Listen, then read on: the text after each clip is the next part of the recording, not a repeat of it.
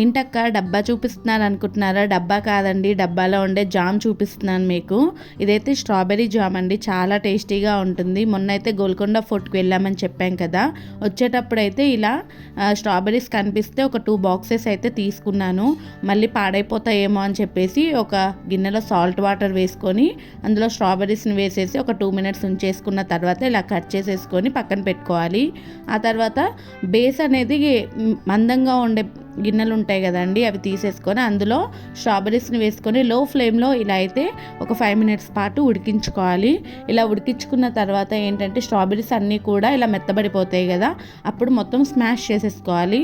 Smash చేసేసుకున్న తర్వాత మనమైతే ఏ కప్తో అయితే స్ట్రాబెర్రీస్ తీసుకుంటామో అదే కప్లో ఒక 1/2 కప్ దాకా షుగర్ వేసేసుకోవాలి. షుగర్ వేసేసుకున్న తర్వాత బాగా మెల్ట్ అయిపోయి మినిమం ఈ కన్సిస్టెన్సీ వచ్చేంత వరకు కలుపుతూ ఉండాలండి.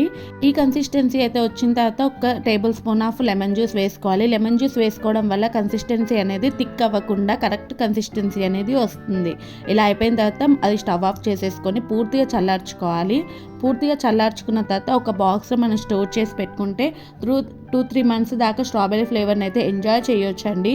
ఒక్కసారి ఈ జామ్ని కానీ మీరు ప్రిపేర్ చేసేటట్టుంటే మాత్రము ఇంకా బయట జామ్స్ ఏవి కొనరండి, అంత టేస్టీగా ఉంటుంది.